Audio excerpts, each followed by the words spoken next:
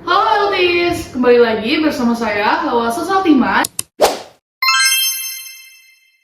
di Posat Podcast Seru Anak RMIK.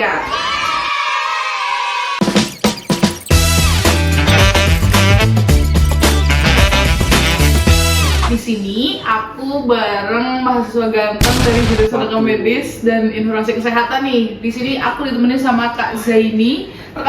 Perkenalkan dulu kali ya Kak ke teman-teman semuanya. Ya, mohon perkenalkan, nama saya Muhammad Fikri Zaini. Saya dari jurusan Rekam Medis dan Informasi Kesehatan tingkat 2. Di sini aku ditemenin sama Kak Zaini. Nah, sesuai sama podcast kita, sesuai sama jurusan dari Kak Zaini dan sesuai sama judul dari podcast kita, di sini kita akan membahas mengenai manajemen rumah sakit dan lebih tepatnya mengenai standar pelayanan minimal atau SPM dan standar operasional prosedur atau SPO. Mungkin dari Kak Zaini udah siap? Siap, betul, sangat siap. Oke, siap ya. Jadi langsung aja kita mulai pembahasan kita mengenai SPM. Sebenarnya tuh SPM itu apa sih Kak? Sebenarnya ya SPM ya. SPM adalah singkatan dari standar pelayanan minimal. Jadi adalah standar yang ditetapkan oleh pemerintah nih untuk memastikan bahwa setiap rumah sakit memberikan pelayanan kesehatan yang sesuai dengan kualitas minimal yang diharapkan. Jadi kalau untuk SPM tuh contohnya gimana? Mungkin dari teman-teman semua itu agak kurang paham ya. Jadi mungkin bisa langsung dikasih tahu aja kali ya Kak. Contohnya itu gimana gitu kalau untuk SPM? Betul. Contoh SPM tuh kayak misalkan mencakup pelayanan dasar nih, seperti layanan gawat darurat yang harus tersedia 24 jam. Terus juga kayak pelayanan rawat inap kan, dan akses terhadap obat-obatan esensial begitu kawan. Jadi kalau untuk SPM tuh sebenarnya penting gak sih Kak untuk sebuah rumah sakit? SPM sangat penting sih, karena memberikan jaminan bahwa setiap pasien akan menerima pelayanan yang layak dan berkualitas. Jadi tanpa SPM tidak ada standar yang jelas yang bisa berakibat fatal karena ketidakmerataan kualitas layanan di berbagai rumah sakit. Oke, jadi kalau secara singkatnya sendiri, SPM tuh membantu untuk mengatur dan menjaga mutu pelayanan di kesehatan rumah sakit, begitu ya Kak? Benar banget. Oke, itu untuk SPM. Mungkin dari teman-teman semua bisa memahami mengenai penjelasan singkat dari Kak Zaini mengenai SPM. Mungkin kita langsung next aja kali ya Kak untuk topik selanjutnya, yaitu SPO, Standar Operasional Prosedur.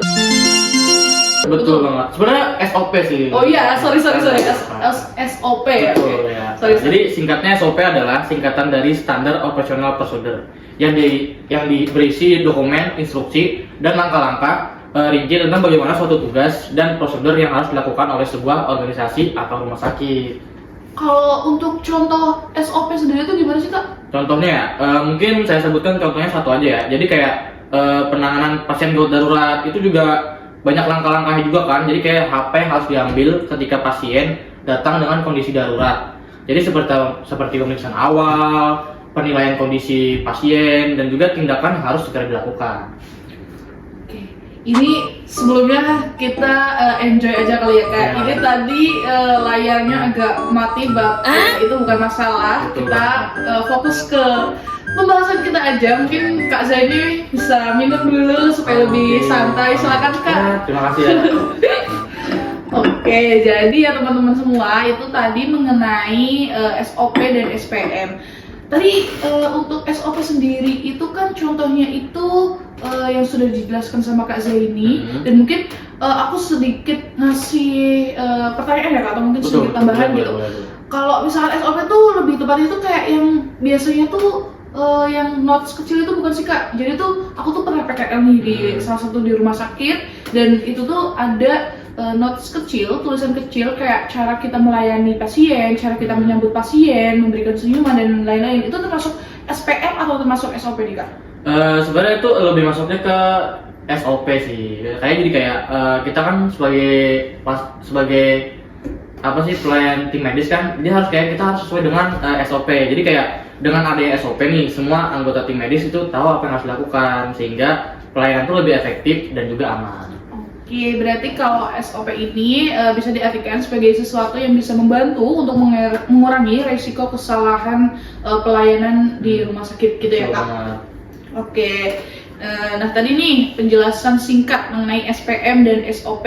Nah sekarang tuh apa sih hubungan dari sebuah SPM sama SOP? Karena kan ya secara kalau misalkan kita bahas SPM pasti ada SOP di dalamnya. Betul. Jadi kan saling berkaitan gitu ya. Ya, jadi kalau menurut Kak Zaini sendiri mungkin bisa dijelaskan ke teman-teman semua mengenai kesinambungan antara SOP dan SPM itu apa sih Kak? Jadi SPM itu memberikan standar minimum yang harus dipenuhi oleh rumah sakit. Nah, sedangkan SOP itu adalah panduan langkah demi langkah untuk mencapai standar tersebut. Jadi mereka saling melengkapi gitu. Jadi tanpa SOP sulit untuk mencapai SPM. Jadi kayak tanpa SPM juga tidak dapat menjadi SOP yang efektif begitu. Baik, terima kasih ya Kak untuk penjelasan singkat ini. Jadi untuk teman-teman semua yang udah menyaksikan podcast kita kali ini, itu dia gambaran singkat dari SPM dan SOP di rumah sakit, dan dua hal itu sangat penting dan berkesinambungan di mana saat ada SPM pasti ada SOP di dalamnya, dan semua rumah sakit wajib atau perlu memperhatikan sebuah SPM atau SOP untuk keberlangsungan dari pelayanan di rumah sakit tersebut. Mungkin mungkin itu aja kali ya Kak percakapan di podcast kita kali ini, di episode kita kali ini. Aku mau ngucapin terima kasih banyak untuk Kak Zaini yang sudah mau berkenan hadir ke podcast kita kali ini dan mau membagi ilmu, men-share ilmu yang sangat bermanfaat untuk adik-adik dan teman-teman semua yang menonton. Sama-sama juga untuk Kak Hawa, karena ya sangat senang ya datang ke podcast ini. Ya semoga informasi yang saya sampaikan itu bisa bermanfaat lah intinya. Oke, terima kasih ya Kak Zaini, dan mungkin untuk teman-teman semua saya ucapkan terima kasih karena sudah menyaksikan podcast kita kali ini. Mungkin kita bisa bertemu di podcast kita lain waktu, lain kali dengan episode yang lebih asik dan lebih menyenangkan pastinya. Mungkin untuk itu saya tutup podcast kita kali ini, episode kali ini. Saya ucapkan terima kasih dan wassalamualaikum warahmatullahi wabarakatuh.